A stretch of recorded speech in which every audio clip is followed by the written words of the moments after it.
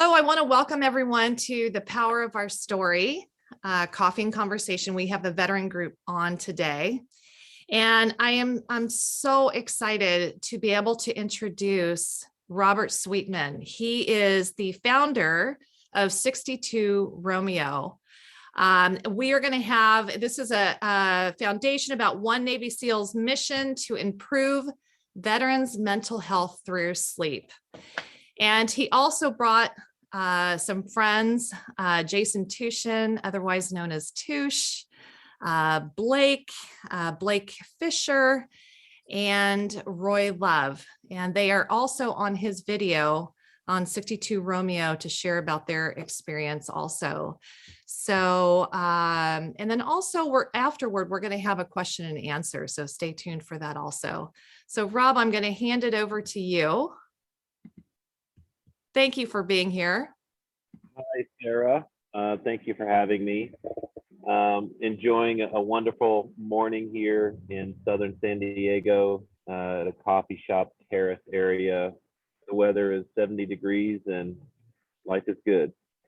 But it's not good for everyone in the world. And that's why we are meeting today. And that's why I want to tell my story, because I think the more that we talk about this stuff and the more that we sort of expose the truth and maybe find some solutions, the further towards better we can get. All right. Well, tell us a little bit about how you started. Tell us what your job was in the military and kind of the progression to being the founder of 62 Romeo. Yeah, quick bio. I'm from Greenville, South Carolina, and I enlisted in the Navy at 29 years old. So that kind of sounds like a midlife crisis, and maybe it was. But I decided to join a little bit later than my counterparts. Went through BUDS training, made it into the SEAL teams. That took a couple years. Did a couple pumps with SEAL Team 7. That took 4 more years, and then I became an instructor over at Advanced Training Command for 2 more years. So I did 8 years total in the Navy. And as I was sort of being processed out, a number of different things came to light and happened in my life or around me. And that's some of the stuff that I want to unpack on today's discussion. All right, wonderful. Why don't you go ahead then and share, what happened to you, and then what made you want to start this foundation? Absolutely. So it was 2017, and one of my buddies committed suicide. Ryan Larkin, had the typical team guy ailments of multiple combat deployments, some traumatic brain injury, TBI, maybe a little PTSD in there, definitely some trauma, definitely some things that were maybe keeping him up at night. And, one thing led to another, and he just began to spiral. And eventually this led to him taking his own life. And he was awake for 5 days before that. His sleep was terrible leading up to that. And what I observed was this pattern of sort of eating Ambien or using alcohol to go to sleep, which we know is sedative sleep, sedative-induced sleep. And that's not good. That actually is not real sleep. It can really make it hard to hit those deep sleep cycles and stuff like that. So in response, in his cycle of, not getting good sleep, I saw him use energy drinks and so forth to stay awake. We all know, those of us that have served those tough watch cycles, drinking coffee and whatnot. So I just watched this fall apart. Now, there's a number of different ways to look at Ryan's situation. And I know his dad, Frank, has done a tremendous amount of good work in the space with traumatic brain injury. But I wanted to take a look at sleep and if does sleep have an impact on mental health? That was my question. And so I really had to look at myself first. And what I saw was a similar situation where actually, not even sure if I've ever told anybody this in public, but I was using NyQuil to go to bed. I was drinking, you try to measure out, like if it's too much, then you feel out of it and groggy in the next morning. If just enough, it'll put you to sleep and you kind of feel good before you go to bed. And I found myself doing some of the same stuff that Ryan was doing. And I wondered, and I probably was depressed about this for a long time. Was I next, right? Am I going to commit suicide? And that sounds silly to say out loud, but that's just where I was at. So I chose to dig into sleep science, right? And I sought out these doctors.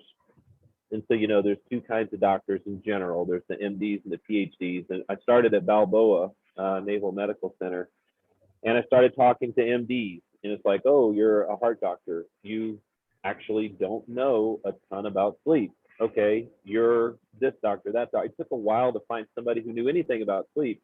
And it turns out the sleep labs are really run by pulmonary guys and gals that are more focused on obstructive sleep apnea, which is absolutely an important thing. But I really found a hard time finding anyone who knew anything about, like, how do we address trauma, anxiety, stress, and these things that are factors in impacting our sleep. Obstructive sleep apnea, we know, you just get a CPAP, right? So I continued to dig and dig and dig, and I found that the MDs really didn't have adequate training in sleep. So I turned to the PhDs, the other type of doctor, and I found that the neurologists and psychologists probably held the best space for, you know, sleep and especially how to apply different methodologies to improving sleep. And so then I started doing a ton of research. I went to grad school. I did an MBA, but in truth, I was just sitting in the library doing research on sleep. And it gave me access to, you know, I got the library card, so I got access to all the scholarly journals. And what I found was that in the research space, there's a ton of good stuff. There's a ton of good stuff. But the problem is those potential remedies don't necessarily land with the veteran population. They didn't land with me. They didn't land with Ryan. We didn't even know what that was. And so what I wanted to find out was, what are the real remedies for sleep deprivation, you know, insomnia, these type of things, versus what are the VA and the Navy offering to us, right? Like, what are we able to get for ourselves in this current system, and what can I do to add to this problem, which is really an epidemic? And so I continue to unpack this. This has been 5 years now. I, you know, found that it's not just military. First responders are really suffering, and so military first responders, we're the tip of the statistics in terms of, we're the tip of the spear, is what I kind of wanted to say, but we're the tip of the statistics because we're the worst, right? In terms of sleep deprivation, suicidality, PTSD, anxiety, all these things that just seem to terrorize us. But also civilians are struggling too. I think a third of our country short sleeping. That's like 100-something million people. So for us, it's like all of us, and for civilians, it's like a lot of them. So I thought, you know what, this is going to be my passion for the rest of my life. I'm going to work on sleep. I'm going to unpack it. I'm going to figure it out.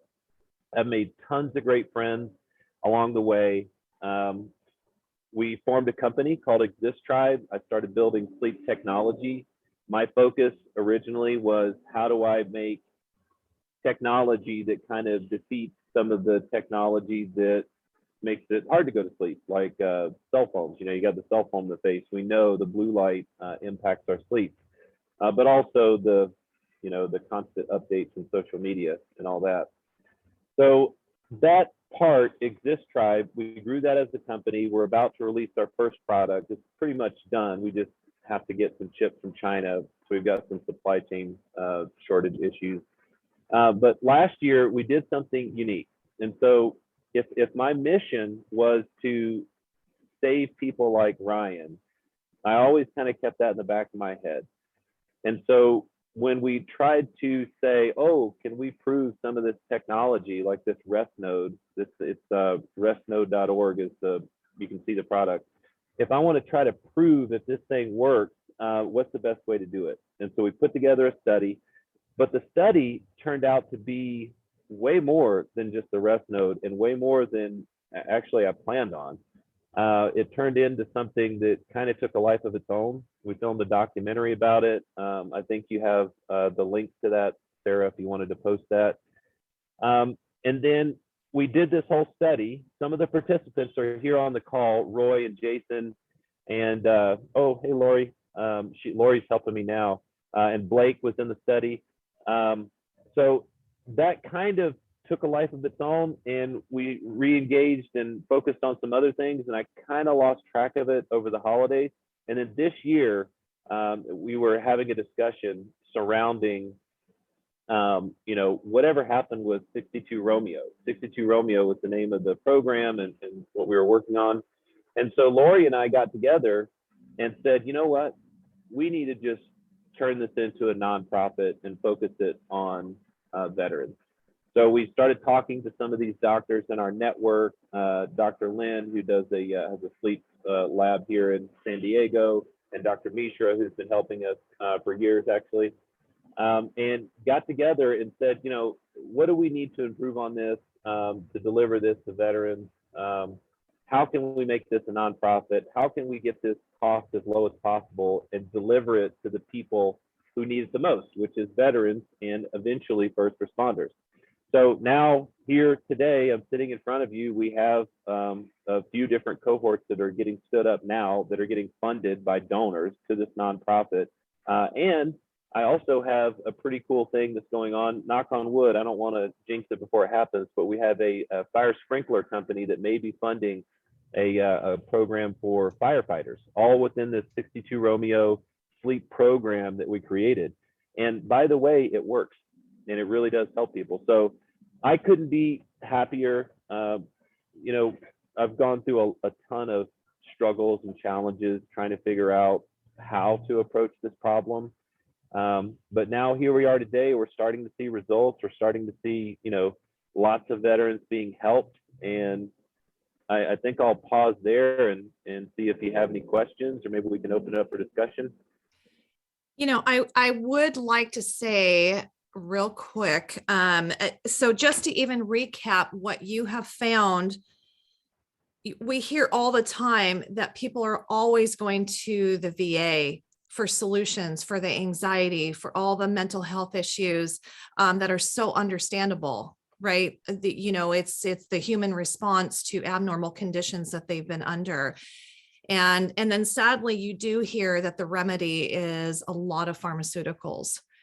And so what I'm hearing you say is that you wanted to go beyond that, do research. What is the core issue? And you're seeing that the data is saying that lack of sleep is a huge core issue with the mental health. Well, let me jump in there. There's two Okay. things that I want to hit right there. One, especially in 2022, it's okay to talk about mental health. It's not something that is, it used to be like, oh, mental health, you can't go on deployment. There's something wrong with you. But there's such a broad scale. Each of us has physical health, our nutrition, our mental health is just that. Where are you at? What do you need help with? And we all need help all the time. And the more we kind of like open up ourselves and accept that, the better we can be, the stronger we can be. And so I'm really happy that I think the general trend across the US is that we're able to, especially with Mental Health Awareness Month, like we're able to talk about this stuff. It's not as, there's still a stigma, but it's not as stigmatized as maybe 20 years ago. So that's one thing. Yes, mental health is absolutely tied to sleep health. It's a bi-directional relationship. That's a fact. But the other thing is we love our workers at the VA. I haven't had a bad interaction with anyone at the VA, but the system is just not set up to handle the influx of people and their individual problems. And so if you go into the VA, you're in a line, maybe you're going to be heard, maybe you're not going to be heard, but eventually months later you get into an appointment and you start to talk about sleep. Well, what about the 10 other problems that are pending right now? It's just, for most people, it's kind of a low priority item because they don't realize how integral sleep is to everything in their life. But moreover, once they get plugged into the system, there's not a ton of options. You're going to talk to the doctor. He's going to tell you, hey, here's a printout, you know, the VA copy machine, they're going to give it to you and they're going to say, read this, try this, you know, cold, dark room, you know, try to exercise. They'll give you the sleep hygiene printout. And then they'll say, all right, tell me if this works, come back to me. And nobody does it. Like maybe some people try it, but it's so nebulous. You really kind of need a coach. And so you come back and say, all right, just give me the pill. And they give you a sleeping pill. And we know that stuff does not help. It's a good short-term solution if you're going through a crisis under your doctor's, you know, prescription or recommendation, but people are taking this stuff forever. It's like just part of their routine, and that's not good. So the other option, that's the most common, right? That's the most common prescription that you're going to get is here's a sleeping pill. The most effective is cognitive behavioral therapy for insomnia. Now that means you got to get on, you know, a clinician schedule. So you got to get a referral and forget about, I mean, like how long is that going to be booked out? Then you have to take off time from work if you're even working, if you're even able to work.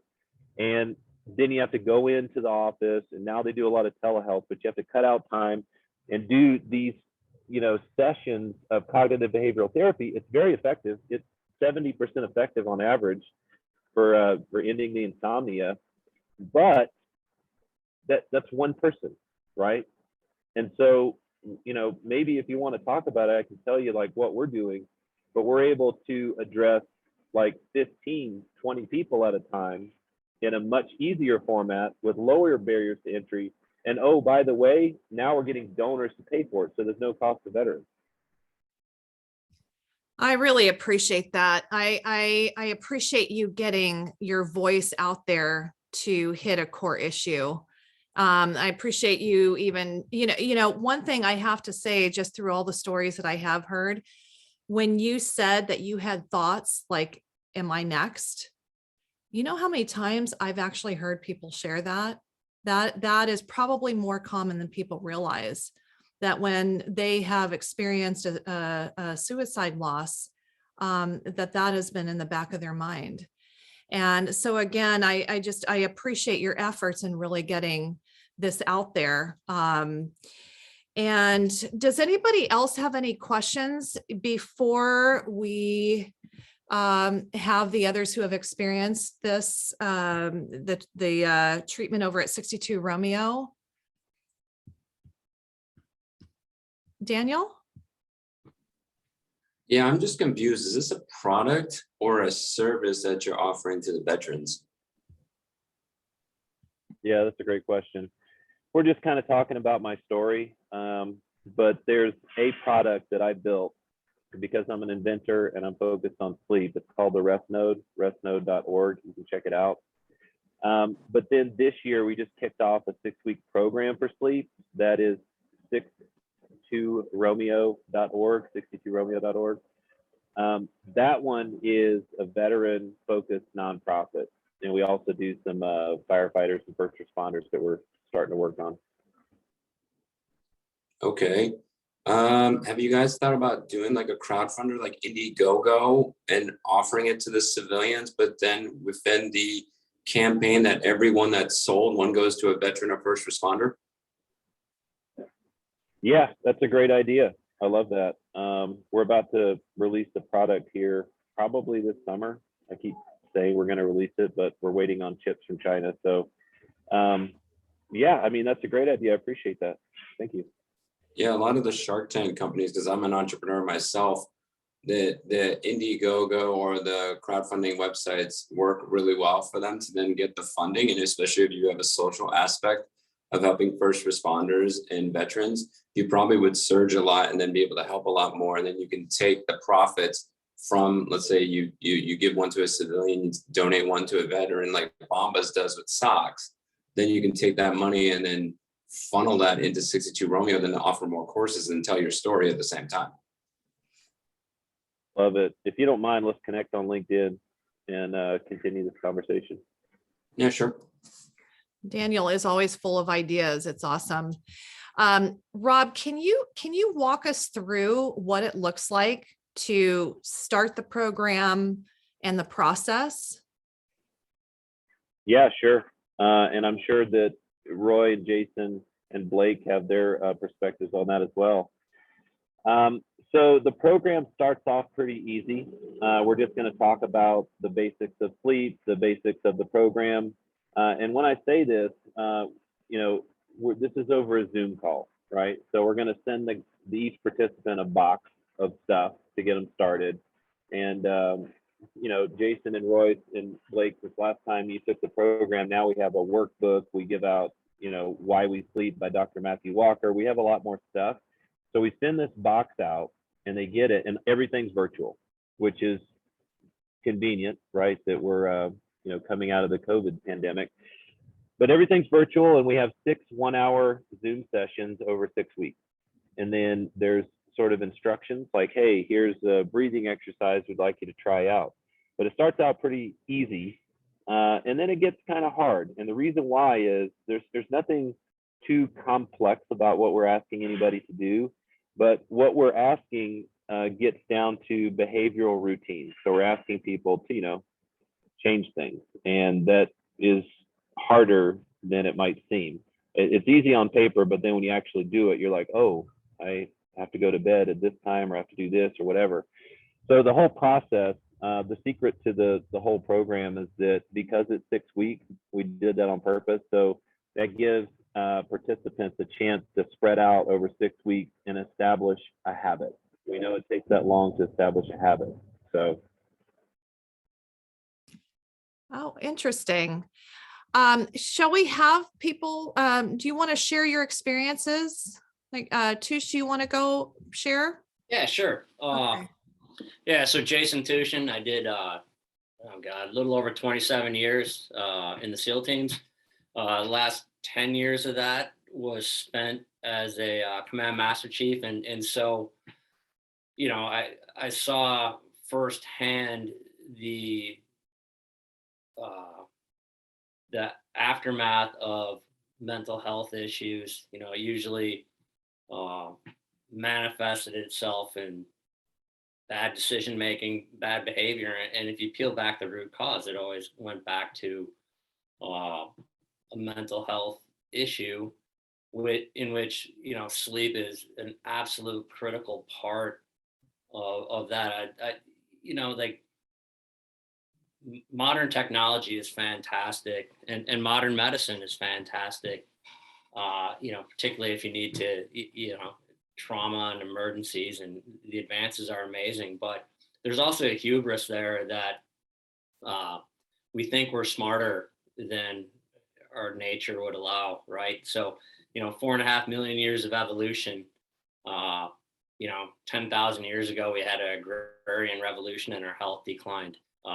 Only in the last, 150 to 100 years has technology advanced to a point where we just haven't evolved or adapted the right way to it.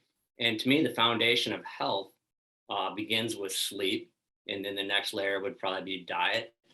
And so we're just not healthy. And going through the program when Rob reached out to me and talked about it, it really excited me just hearing his concept and what he was trying to achieve, and having gone through it. It's a way to, in my opinion, take kind of the best of technology with like that rest node, and being able to discuss things over Zoom, but really kind of get back to almost a pre-technology state, if you will, with sleep, the way the lighting works, and getting into a circadian rhythm, and kind of injecting things that probably weren't intuitive for most of our evolution into a program for sleep. And I noticed over the course of 6 weeks, there is a little aspect of discipline you need to inject in yourself and stick to it. But it was an amazing turnaround.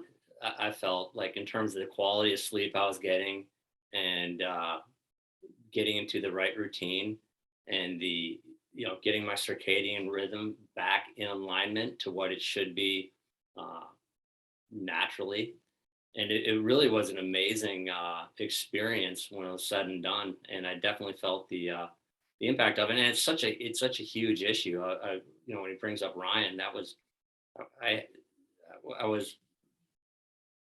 had to,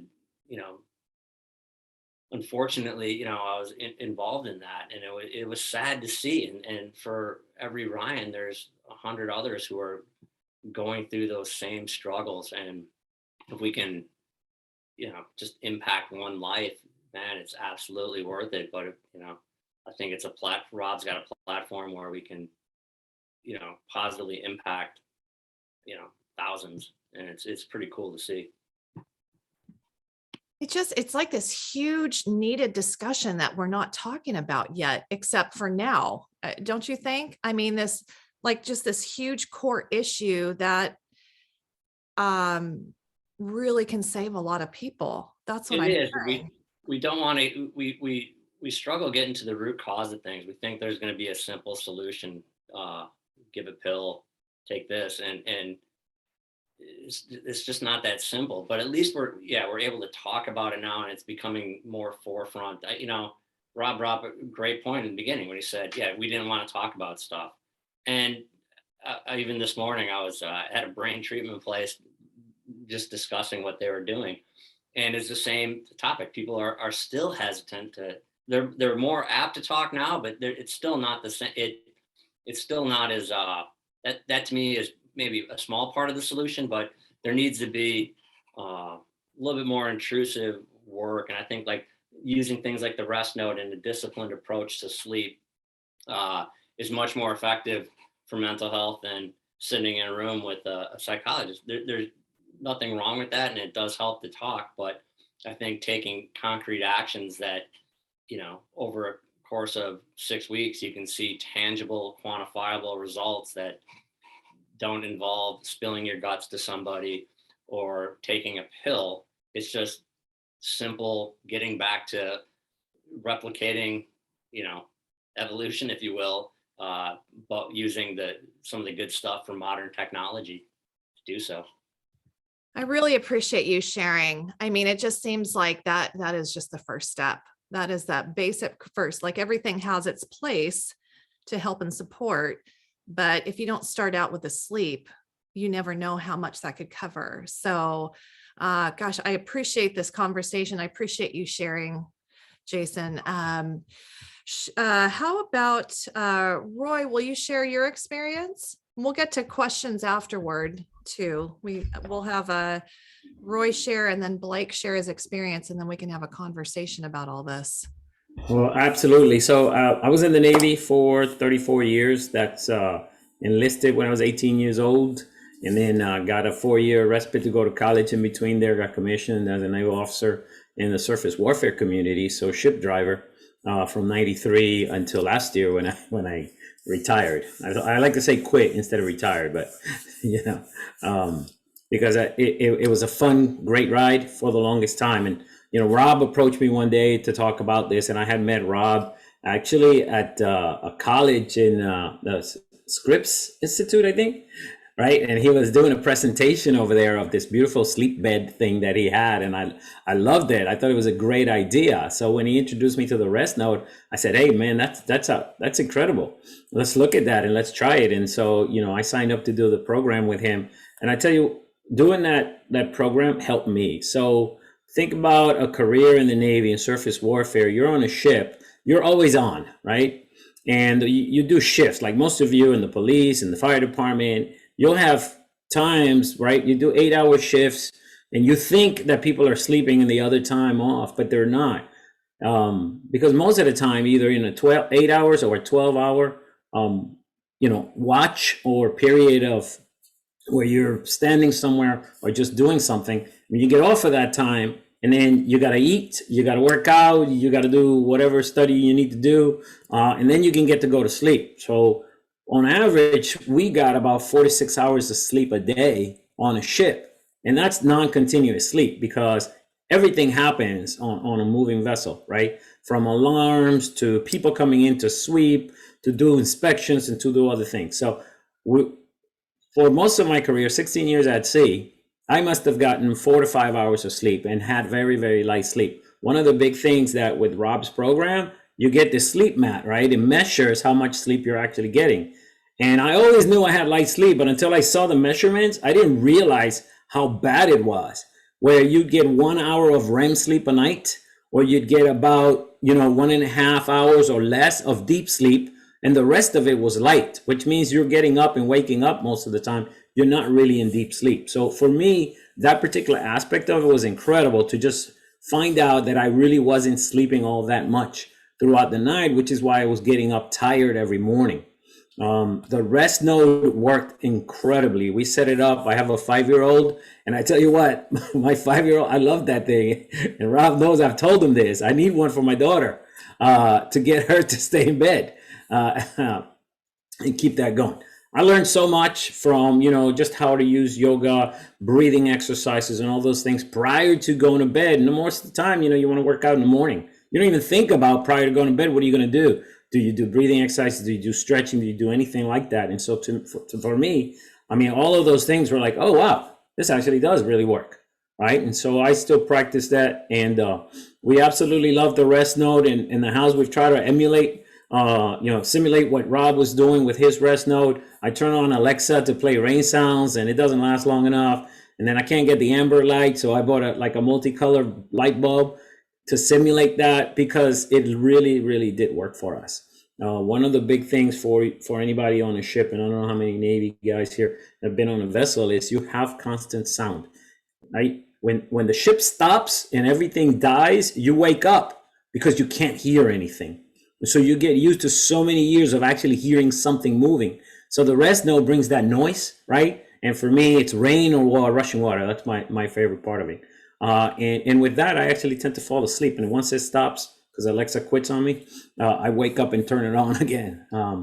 I did learn a lot. And I think it's a great program for a lot of folks who are having trouble, resetting after military life, right? We have so many things that we got so used to over so many years that it's really hard to kind of get out of that and get into a space where all is dark, right? You don't even have red lights. Most of the times we slept on the red lights. When we're operating at night on the red lights. Those kind of things are hard to break. I think what Rob is doing helps you really refocus and reset yourself so that you can get that proper rest. Wow, that is really exciting. Thanks for sharing. And what I'm hearing too is that we just have such a lack of awareness of the whole sleep issue. Again, just everything that you have done, consistently for years, not even knowing how much, this encroaches on your well-being. And we don't know this stuff until somebody shares it with us. So thank you. I really appreciate you sharing your story with this. So let's go on to Blake. Blake, will you share your experience? Absolutely. Hello, everybody. I'm Blake Fisher. I was a Marine for about 10 years, flew V-22s in the Marine Corps.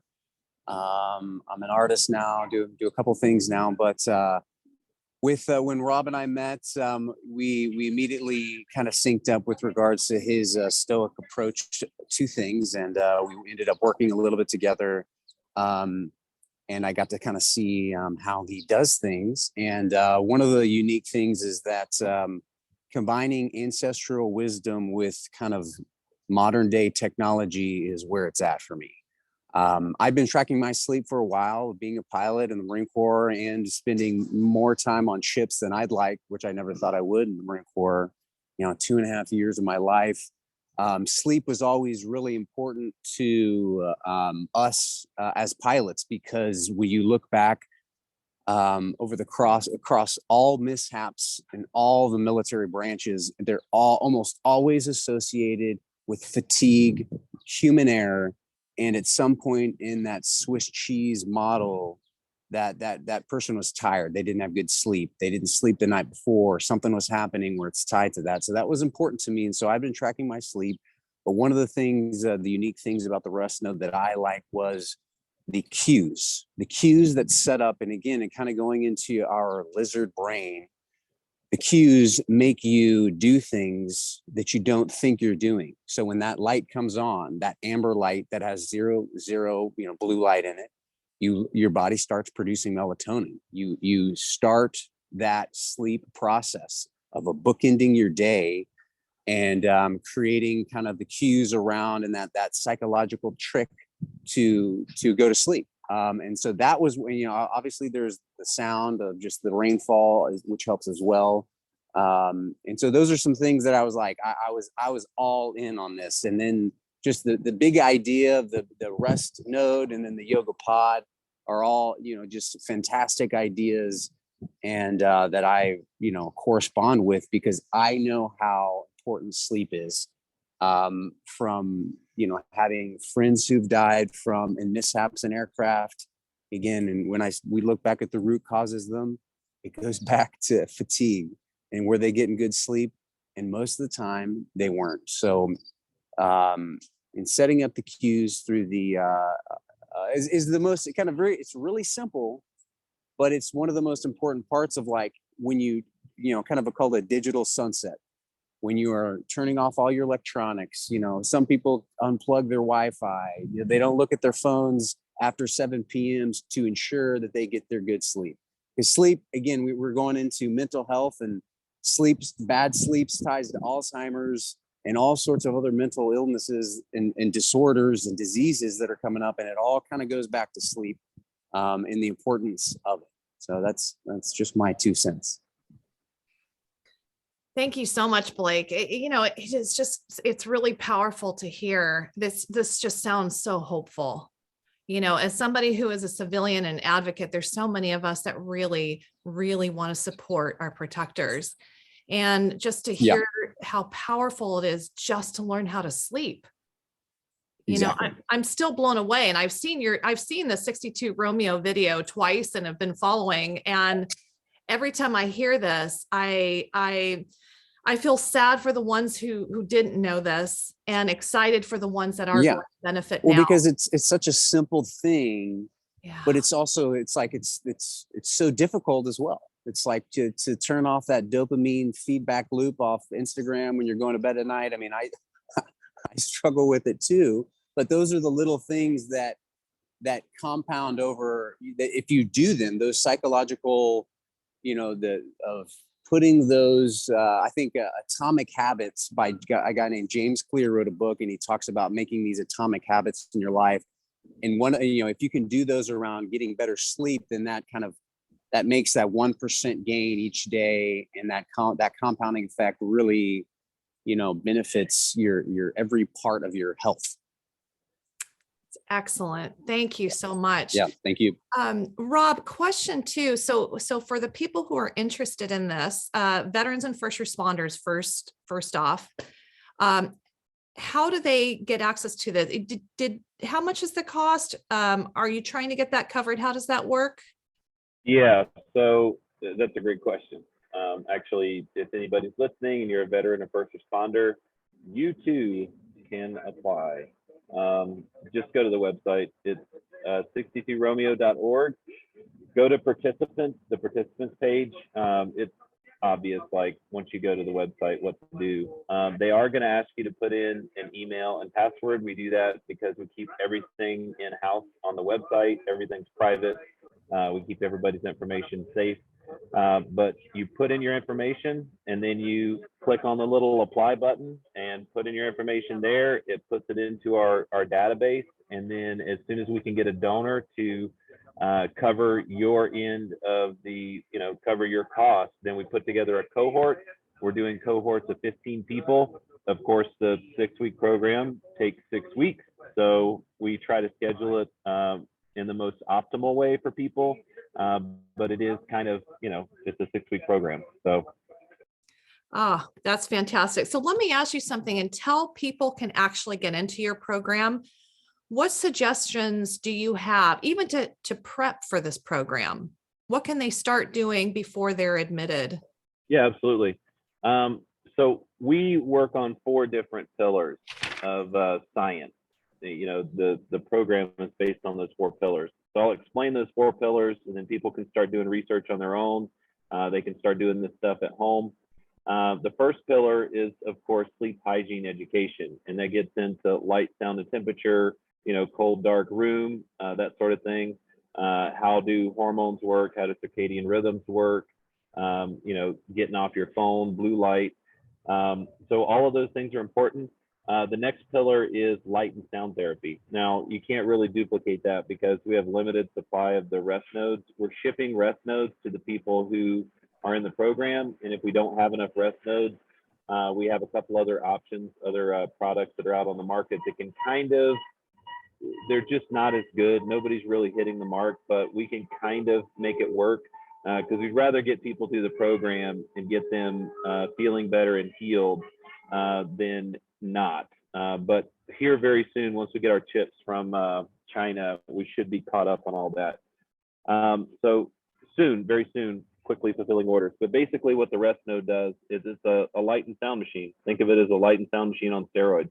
We have very, very specific high-end industrial lights. They're OLED, they're paper thin, so they're small, embedded in this thing, and it emits this light at nighttime. And in the morning, there's two different lights, and it's like Blake said, a virtual sunset, virtual sunrise.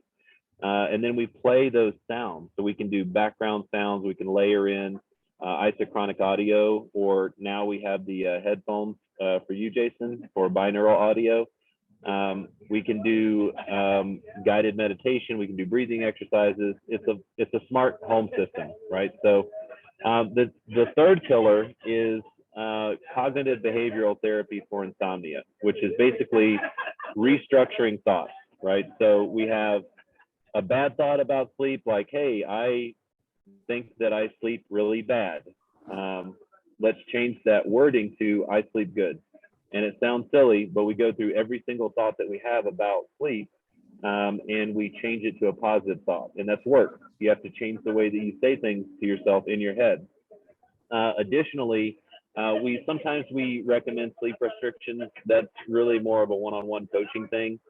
But then finally, and this one I love, the fourth pillar is sympathetic nervous system response activities, right? So what we're trying to do is have a relaxation response. So we're trying to turn that sympathetic into parasympathetic, meaning you go from a fight or flight to a rest and digest. All of those big words, all that means is we're giving guys and gals tools in their toolboxes to relax before bed, right? And the way that we do that is primarily breathing exercises. Myself personally, I've gone down the rabbit hole with meditation, breathing exercises, just all sorts of things. And there are so many things out there. We're just barely touching the tip of the iceberg. But after the program, now that people have been exposed to this stuff, they can do their own research and take it as far as they want, improve their skills, improve their control over their heart rate, their entire nervous system, because we have a lot more control over that than we think. So those are the four pillars, and I think I gave everybody enough stuff to start working on their own. That is awesome. This is just exciting. This is exciting information. I'd love to open it up to questions and comments. Daniel. Yeah, so my next question, sorry I got cut off. Tornado warnings over here, crazy times in Dover. Oh, you're muted, Daniel. Oh no, the tornado got him. Uh-oh. I think I'm back. You're back. Yes. Okay. Yeah. So the device that you're talking about that's coming in the next couple months once you receive it and everything else, let's say I implement that in my room or my kids or wherever. What things do you have to eliminate out of your room to maximize that device? And secondarily, if you start those rhythms and saying, hey, go to bed at X time and wake up at Y time, will that device wake you up at the times that you need? Because what typically people have in their bedrooms nowadays is cell phones. They might have an Alexa and different things. And you want to get rid of that stimulus, but you got to have certain things to at least get your room set up. So what do you have to eliminate to make the thing most effective? And does the device wake you up when you need to get? Question. Oh yeah, it does. I love that question. All of the points in the question. So the first thing you have to do is talk to your wife or your spouse, right? And you have to say, are we serious about our sleep health?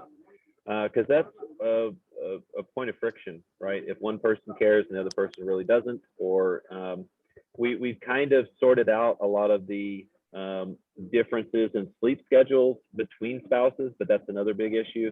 But basically, you're going to have to get the TV out of the bedroom. You just got to do it.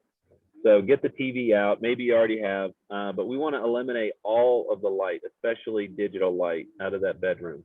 And one thought is, oh, well, what about the windows? Yep, you got to black them out. If you want to get that room super dark, and you know, we all go on travel and we go to hotels and nothing's perfect, but what we want is, you know, the things that I'll talk about, we want to look at it like nutrition, right? Like you eat healthy all week. And so you go have a burger with your friends on Saturday, but you ate healthy all week. That's the important part, that you have that discipline and that you have that consistency throughout the week. So what we want to do is set you up for success so that most of the time you're getting good sleep. Most of the time you're going to bed at the appropriate time consistently each night and waking up at the appropriate time. Not too much sleep, that's also a problem, and not too little sleep. And we talk about these things. So outside of just light, sound can wake you up for obvious reasons, but it also, if it doesn't wake you up, it can still impact brain function. You can actually measure noises above 35 is the lowest, but you definitely at like 65, like my voice right now, like 65 decibels, you can see spikes in the sleep cycles in terms of electroencephalogram, like the EEG measurements on your brain. So your brain is still picking up sound, so you want to keep the bedroom as quiet as possible. However, the interesting thing about sound is that our brain habitualizes to the ambient sort of like noise, right? So the spikes are what get us, noise spikes. So if you have a humming like the engine room on one of Roy's ships, right? I've heard of guys in the engine room falling asleep like in the engine room, right? How is that even possible? It's super loud in there. Well, if it's a rhythmic sound, it can sort of raise the bar, if you will. And so what we do with the rest node is we play different audio sounds, like whatever floats your boat, right? Like if you like, my favorite is like thunder showers, but if you like the ocean waves crashing in, okay, that's your thing. You hit play. It's a smart device. So right now we have a menu of different options, but theoretically, as we get this thing rolling, it's unlimited, the amount of sounds you can put on there. But the sound, let's say you put that white noise machine, you can get them off Amazon too, varying in quality and all that. But the sound machine now raises the volume of this sort of rhythmic sound in the bedroom. And what that does is it buffers out noise spikes. So if there's a car alarm, a baby crying, something happening at the neighbor's house, you have that white noise playing or whatever, you can't hear it. And so therefore your sleep is less disturbed and you can get better sleep. I'll take a pause there. Is that helpful? It helps as a start, but now you have to change your battle rhythms drastically. So my wife gets up at 3 a.m. and goes to bed ranging between 7 to 9 o'clock at night. I'm military still, and plus I'm a night person. I usually don't go to bed ranging between 10:30 till midnight, and then I get up at 6:30. So that, I guess that's another question, is that if you have different circadian rhythms and you're doing different things, will the device work for a couple if they stay on those things, or is both members have to say, you both got to go to bed? I either have to get up at 3 and go to bed at 8, or she stays up with me. No. Rob, if you totally don't mind. normal. No, I get you. That's totally normal. Daniel. So when I train jujitsu, and when I go to the 6 o'clock adult class, I go to the dojo, my instructor's there, and this is, you know, sort of depending on who's there, it's going to be just basics about jujitsu. But then at 7, we have the advanced class, and I actually stay for that one as well. And sometimes we'll get into some super technical stuff, right? And that one lasts till 7. Now, my buddy Joe, he only comes in for the 6 o'clock class, right? But no matter what time we show up to the dojo, we're there to train jujitsu. And so what we must do is turn our bedroom into a sleep dojo. So when you enter that space, it is appropriate to receive you into the sleep world, right? So, you know, you have to be able to respect the dojo. If you're turning your bedroom into this sleep respectful space, if your wife goes to bed earlier and you go to bed later, okay, that's fine. But we can't have you on emails keeping the bedroom lit up and with noises, and you're on calls while she's trying to go to sleep in the bedroom. You got to take the computer and the TV out of the bedroom and make that a place of tranquility. And once you're able to do that, you and your wife can come and go as you please.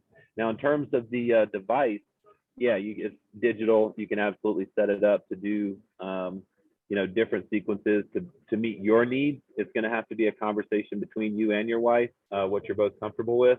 I will say that the way that the device wakes you up is with a light, and so there's it's supposed to simulate like full spectrum light. I mean, it does emit full spectrum light, so it turns on over 15 minutes and gradually increases, so it makes you feel like you have some sort of a sunrise. You can turn that off, you can turn it on, you can set it to whatever schedule. But the most important thing is whatever you and your wife decide on, you just want to keep it consistent, right? Because, on the Navy ship or on, the SEAL team deployments or, I think the pilots like Blake, they probably do sleep the best, but we have watch schedules that are all over the place, right? And so just because, this is the big thing that we talk about with the Navy, just because you go to sleep at a wonky hour doesn't mean that you can't get good sleep. The goal is to have a protected sleep period, 6 to 8 hours, like whatever is perfect for you, and keep that consistent. That means the circadian rhythm consistent on a day-to-day basis. If you can do that, that is the majority of the challenge. Yeah, I can see from that regard. But if you bring a light spectrum in, and let's say we both use it, and her light spectrum in the same room goes off at 3:30, and then mine is at 6:30, wouldn't the natural, my unconscious body would see that for the 15 minutes, and then I would wake up, and then I would have a sleep circadian issue, and then go to sleep until 6:30. So that's the question I'm asking, is because it sounds like it's a great device, but if you're waking up and going to sleep at different times and you do all the things that you're saying, the device, even if it has two settings and say, hey, for partner A and partner B, partner A that's getting up early, great for them. Partner B that went to bed later and sleeping in later is going to get affected, right? Yeah, you can customize those settings. But I think Jason has his hand up, and maybe we should call on him because he had a similar problem going through the program. Did you want to speak on that, Jason? Yeah. So I mean, I was on a different schedule, and so I ended up not putting the device in the bedroom itself. I had, and so, what I did was, in this room here, which is right next to my bedroom, when now I was the one going to bed earlier, but I would make sure, let's say I was going to bed at 10 each night and getting up at 6. What I would end up doing is, 8:45, I would go into the bedroom and get the lights off and get it set for me just to roll right in there. And I used a blinder or a mask to shield the light, and sometimes earplugs, but mainly the light blinder. And then at 9 o'clock, the rest node light would come on in this room, and I'd come in here, and as the light gradually dimmed. And that's when I just get through, make sure no electronics were in here and go through a 1 hour long sleep routine. And when that light went out, I would get up, and if I was awake, sometimes I'd fall asleep on the floor. And then I would end up just walking over to the bed, put the blinders on or the mask on, and sleep. And that worked insanely well. It was the best sleep I had gotten in years. And so, you can get a little creative with it. I think the key is that wind down period and that blue light eliminated and just the light fading.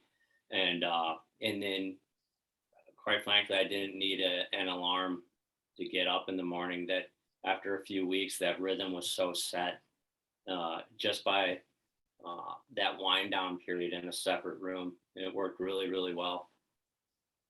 No, and I get that. That'd be a good way to optimize in that particular regard. I saw this on Shark Tank. They had a mask version of what you're talking about. So you could have the sleep mask and it would do the same thing, give you that 15 minutes of transition and 15 minutes of waking up in that particular regard. So then it maximizes the couples. I don't know if the company still exists, but I saw it on a Shark Tank episode. So I was just curious on how to work it for couples. So thank you. That's awesome. Thank you. So we have 3 more questions here. Michelle.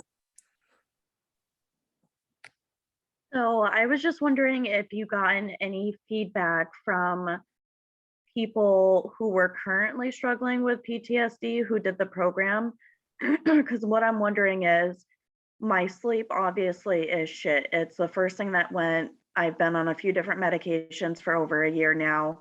Nothing works long term.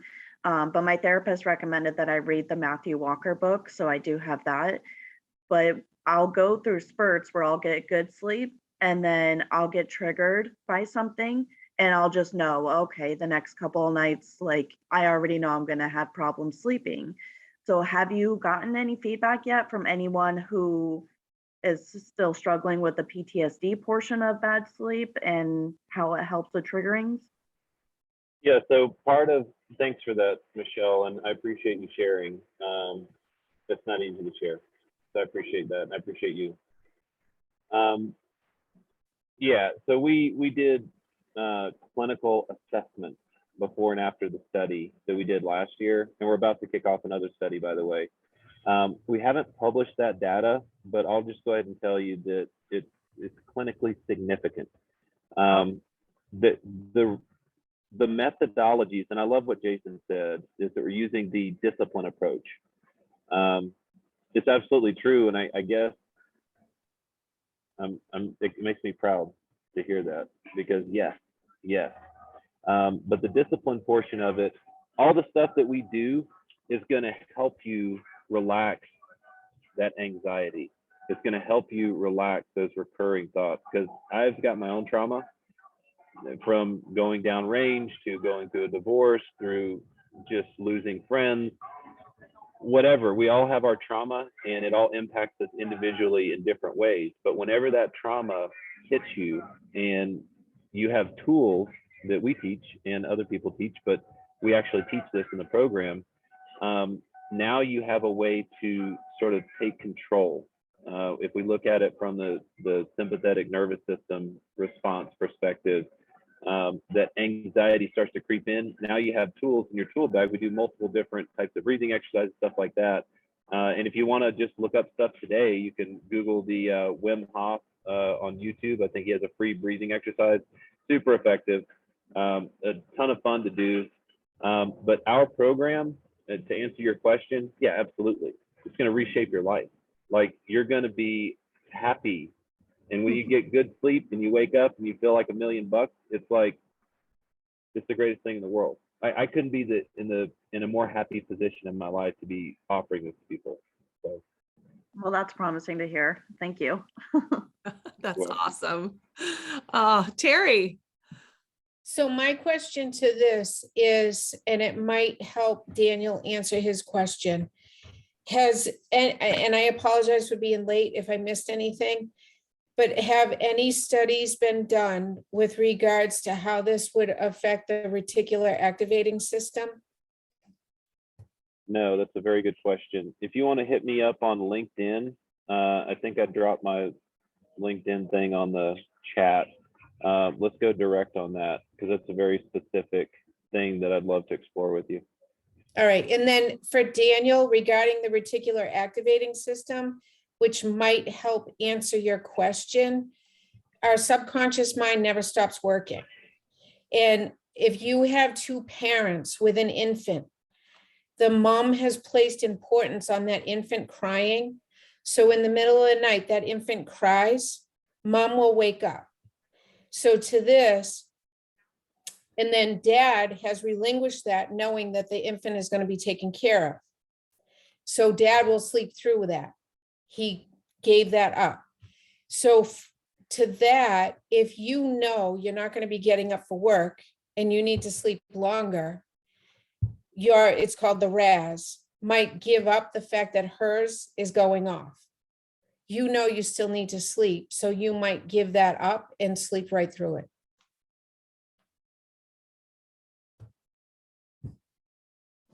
So my Raz gives up on things. Thanks. It gives up on things when we know it's not our responsibility, or we know we don't need to take care of it. And that one of the reasons why I asked that is that obviously this is a military study.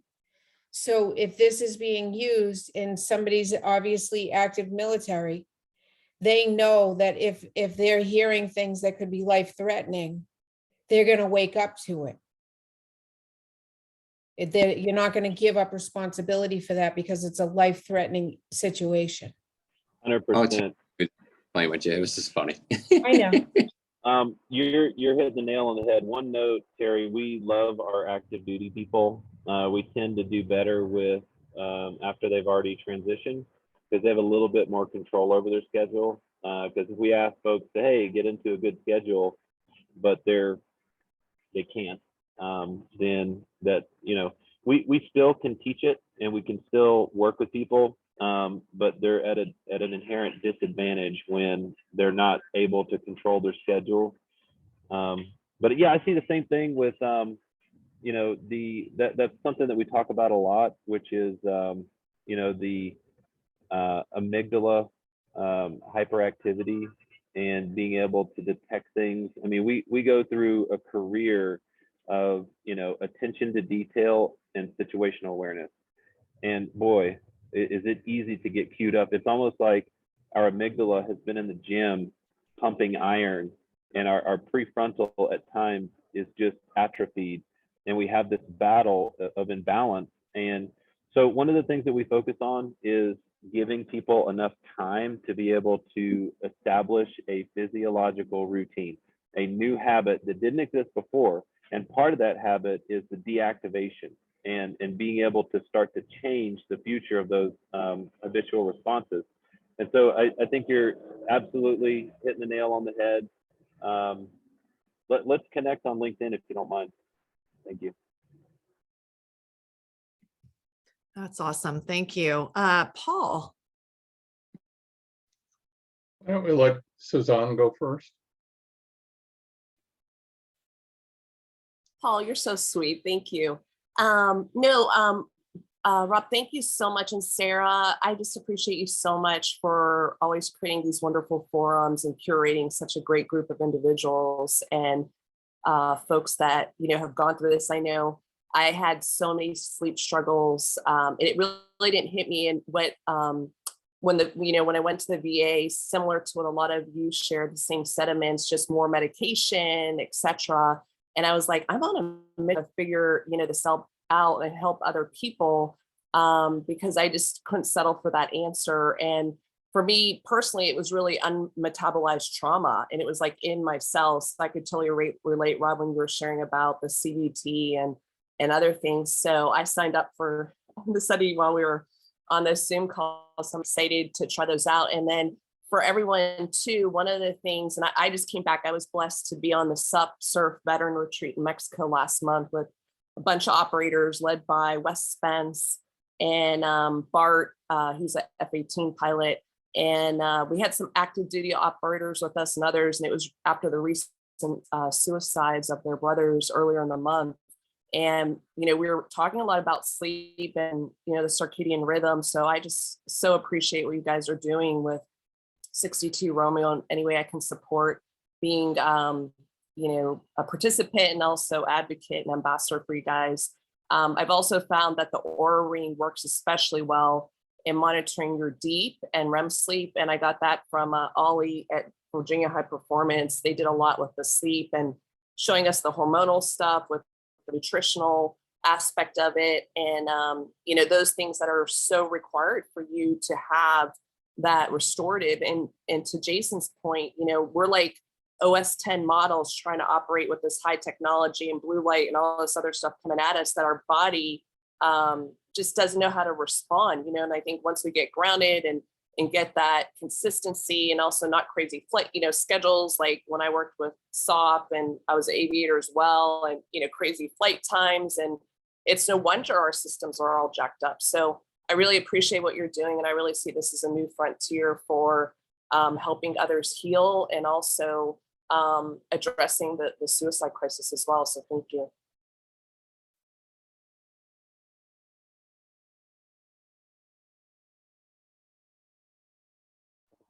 You're muted, Sarah. I think Sarah, you're muted. I'm having this whole dialogue here.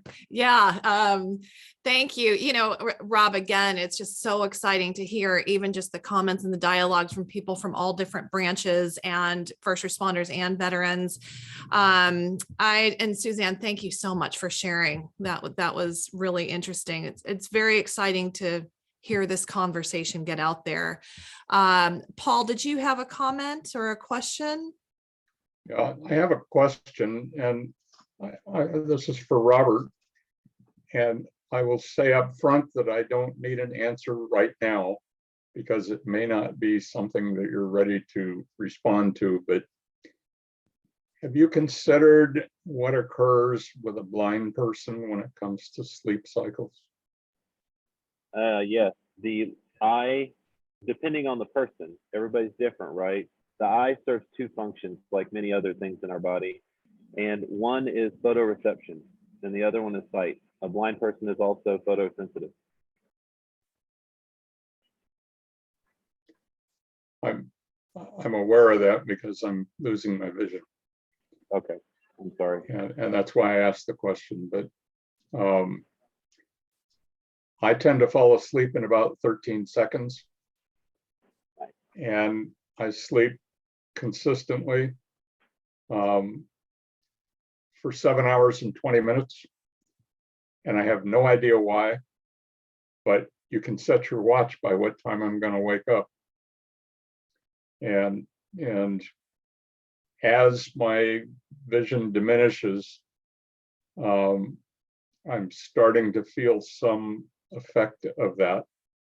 And I'm not at all clear why or what, but I have 4 ophthalmologists, and one of them is going to answer that question for me. So in any event, and my second comment is this: I truly appreciate what you're doing, because, and Terry Peters and I have had a discussion very similar to this recently, and the lack of sleep affects every organ in your body, and abdominal organs, your skin, your brain, the whole 9 yards. And so to the extent that you are able to make that as a system work well together, you improve vitality, cognitive skills, and general well-being. And I know that for reasons I'm not going to go into now, but that comes from experience.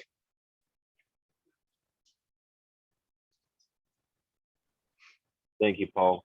And let me ask you one question about your 7 hour and 20-minute sleep period. If I were to guess, would I be correct in saying that you have a routine that you go through every day and it's pretty consistent while you're awake?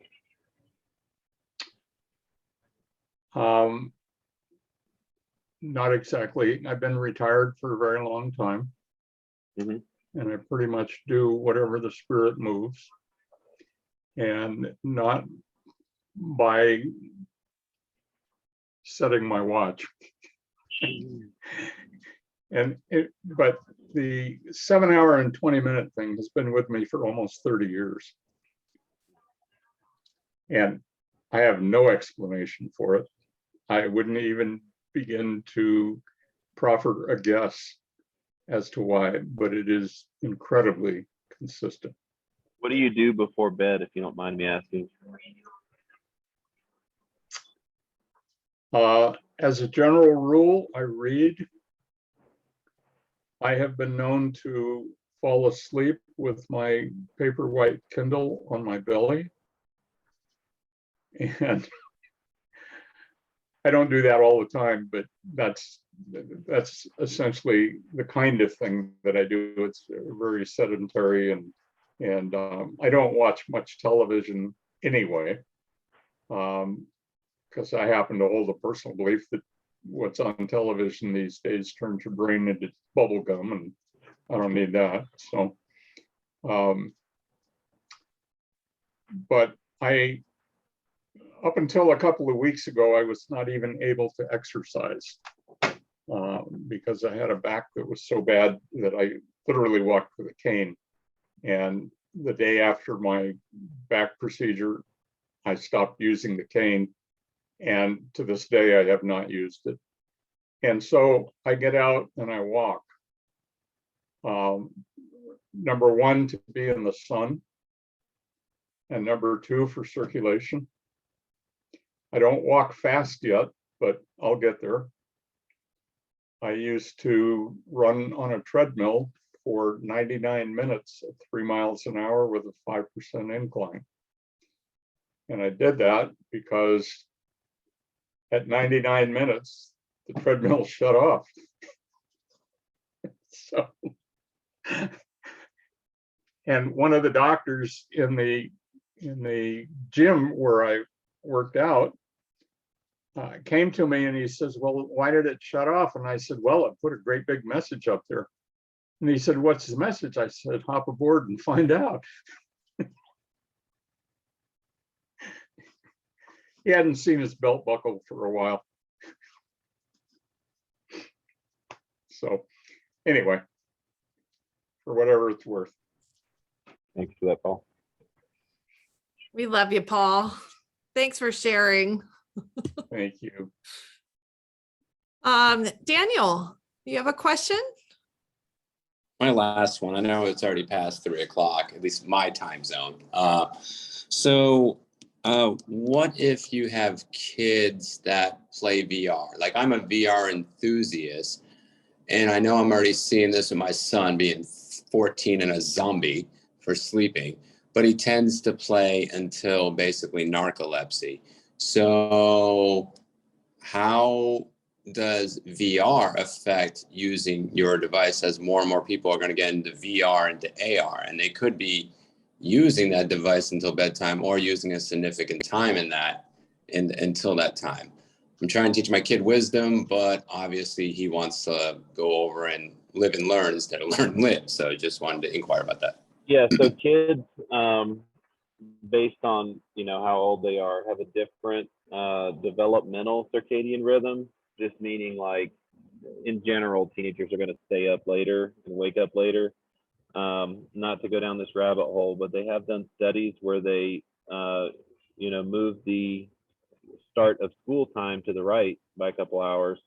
And in these studies, I remember one, it was a 9 o'clock start time, I believe, and the number of vehicular accidents went down with all the students in the study. The SAT scores went up, and general overall well-being in terms of health and days out of school, sick days, went down.